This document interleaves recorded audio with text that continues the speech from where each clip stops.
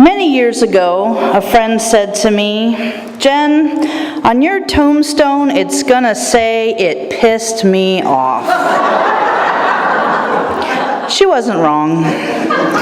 Throughout my life, I've had a complex relationship with anger. It is, for better or for worse, my go-to emotion. When I told Ilse I'd give a sermon this summer, I didn't really have a topic in mind. But as I searched for one that I felt passionate enough to get up here and talk to you all about, I kept coming back to anger. Several times recently, I've found myself, unsuccessfully, trying to explain to someone my feelings about anger. Perhaps I thought by forcing myself to prepare a sermon on the topic, I would be able to clarify it for myself. I am not sure whether I succeeded or not. I'm not much of a process person. I'm more of a get-her-done type, but putting together this sermon has definitely been a process for me. Anger is a really broad topic, and what did I really know about it? So I started where everyone starts these days. I Googled it. I read article after article, the positive side of anger, how to be passionate without being angry, toxic anger, turn your anger into positive energy, is there a religious way to be angry, anger and aggression, and so on and so on. It was all very interesting and thought-provoking, but what did I want to say about anger? Why did I feel that it was an important enough topic for a sermon? And what did I have to share with all of you about it that it would make it worthwhile for you all to sit here and listen to what I had to say? Anger is most often perceived as a negative force in our world. If you go to Google Images and type in anger, your results will be filled with pretty scary images. Lots of fists and fire and red. We're afraid of anger in our society, and many people go to great pains to minimize it or avoid it completely. Anger tends to be equated with things like rage, violence, crime, and loss of control. Think back to the examples of anger that I asked you to think about during the reflection earlier. Were your positive or negative feelings about the experience due to how you felt about being angry, or how you felt about how you acted as a result of being angry? For some people, just feeling anger is enough for them to judge themselves harshly. The reason I chose the quote for our centering thoughts today from the great modern-day thinker Taylor Swift is that I wanted you to think about all the different forms that the energy we often label as anger can take. Passion, jealousy, rage, wrath, fervor, indignation, to name just a few, and how closely those forms are actually related to love, conviction, concern, righteousness. Think about it. What is the opposite of anger? It's not happiness or joy or kindness. The real opposite of anger is indifference. I completely relate to Gary Oldman's statement that my passion and energy get mistaken for anger. In fact, I'm sure more than one of you have heard me jokingly say, "I yell because I care." But as with all humor, there is a kernel of truth there. You usually don't get angry about something that you don't care about. Even when you get angry at someone cutting you off on the freeway, the real reason you're mad is because they put you and whoever's in your car in danger by their bad driving. Anger is a perfectly normal emotion, one that all of us experience, but some people feel bad about even allowing themselves to experience it. Our society frowns on many expressions of anger, and women especially are not supposed to get angry. That's a whole different sermon. If we express our anger, we're labeled harpies or hormonal or bitchy or is it your time of the month? However, psychologists generally agree that suppressing anger is just as detrimental to your physical and mental health as too much anger. Too much anger in your life can lead to high blood pressure, heart attack, stroke, anxiety, while suppressing anger can lead to depression, stress, anxiety, ulcers, So which is it? Do we express our anger, or do we hold it in? Sometimes I get angry about the fact that I'm not supposed to be angry. It's a catch-22. Today, instead of thinking of anger as positive or negative, I'm going to ask you to think about it as energy. Energy can be positive or negative. When channeled properly, it runs our cars, it lights the darkness, it heats our homes. But that same energy left unchecked can blow things up, electrocute people, or burn down your house. If we look at anger, or really any emotion, as inherently neutral, as emotional energy, then we can stop feeling good or bad about experiencing these emotions and concentrate on channeling that emotional energy into positive forms.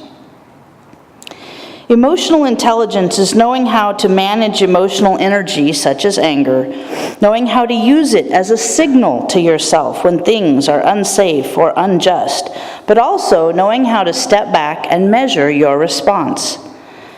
I don't think there's anything wrong with getting angry. I think our society asks us to suppress it too much. Anger is a real emotion, and we can't just quit feeling it, and we shouldn't feel guilty for feeling angry.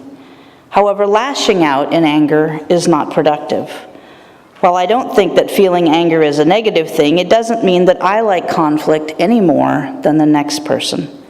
I hate having people upset with me, and I feel badly after I've lost my temper.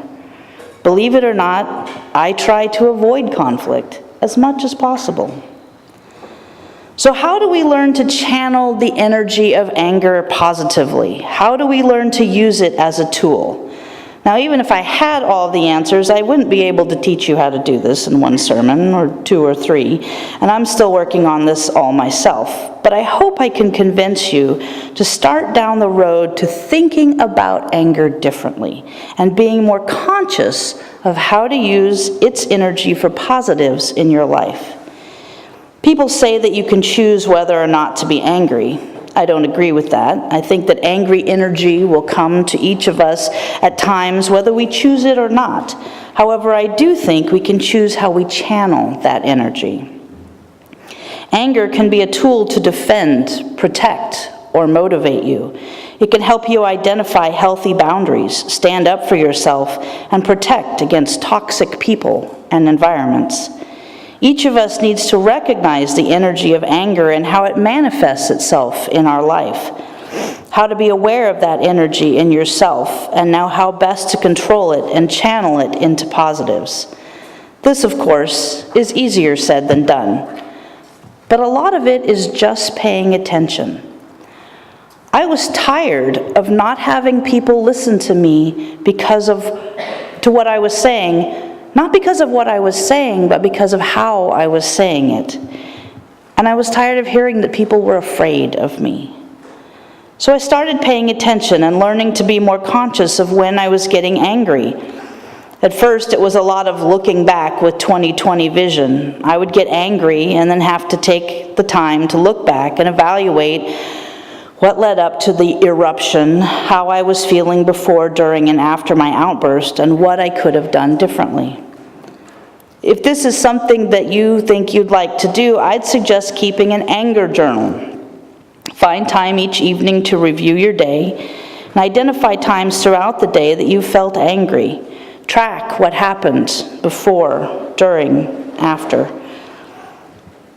Record how you expressed the emotional energy. How do you feel about what happened? What might have been other options for expressing the energy? Try to learn more about yourself and anger. Pay attention. What makes you angry? How do you respond when you're angry? Do you yell, cry, withdraw, become sarcastic? Does your anger make you guilty or anxious? How does your body feel when you get angry? Does your heart rate increase? Does your face flush? Do you pace or feel the need to move or be active? Does your stomach hurt? Do you expect yourself to always be calm and collected? Does that create angst or guilt when you do feel angry? I think by just becoming more aware of how and why you get angry, you can start to control the outcomes. For example, I've learned that I'm much more likely to lose my temper when I'm feeling pushed for time. Now, this isn't a huge surprise, but identifying it and being conscious of giving myself more time when possible, getting up just 15 minutes earlier in the morning, or being aware of the building frustration enables me to be more patient with myself and the situations I'm encountering. It has also enabled me to let people know when I'm more likely to lose my temper and to remove myself from a situation until I can get the energy back under control. Sometimes, mommy needs a timeout. I've also learned what doesn't work. For me, meditation is a no-go. It's great for some people, but it didn't work well for me. I sat there and made to-do lists in my head.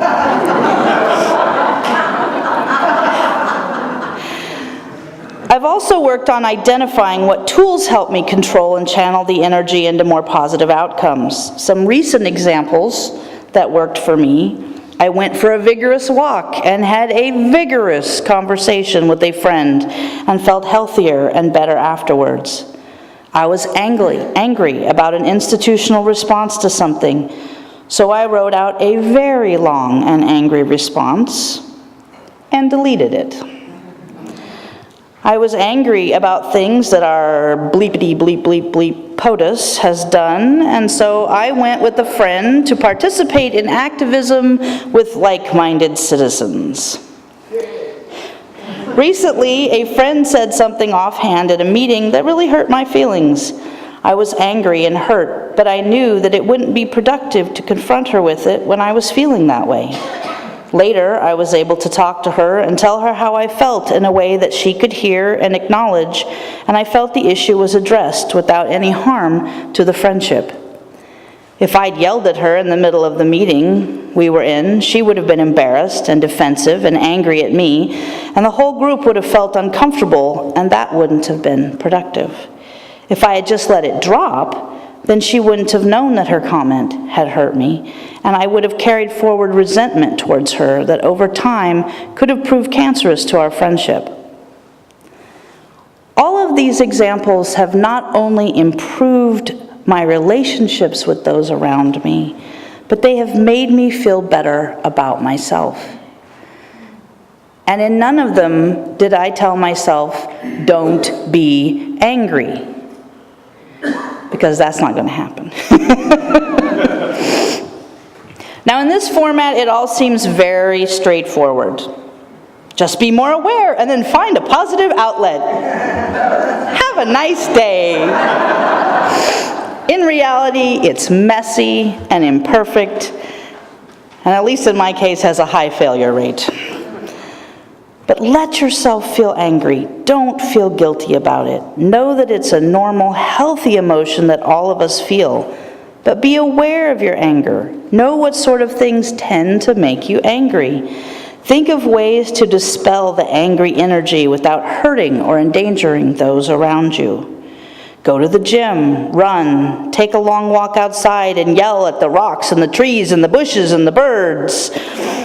I think the people that live near our house on the Alameda Creek think there's this crazy woman that lives there. And have a friend who will listen to you, but know that it's not directed at them. Write out all the things that you want to say, and then delete them or burn them or throw them away. Draw, hammer, knead bread, whatever works for you. Once you've dispelled the energy and perhaps put some time and space between you and whatever the issue is, then revisit it and see if you still feel that it's an issue and what sort of response is appropriate. Keep an anger journal if it helps. You'll probably still lose your cool every once in a while. When that happens, apologize. Apologize for lashing out, for not controlling the energy. Don't apologize for getting angry. Now, don't forget that sometimes anger is the appropriate response. Sometimes we need anger to show us that things are wrong or unsafe or unjust. Anger about many of the things going on in our country these days is appropriate. Use the energy of that anger to spur you to work for justice in a way that is meaningful for you. Participate in marches or rallies, help get out the vote, write postcards, sign petitions, run for office, donate your time and money. Find ways to turn that angry energy into positive change in the world. Get creative. I have a friend who, instead of arguing with her racist relatives, makes a donation to the ACLU every time they post something racist on Facebook. She may even do it in their name, I'm not quite sure. Martin Sheen said, "Anger can be good if it's an energy that motivates you toward action to right the thing that is angering you." And Desmond Tutu said, "There are things that must evoke our anger to show we care. It is what we do with that anger. If we direct that energy, we can use it positively." We can be gentle, angry people working energetically towards justice in our world.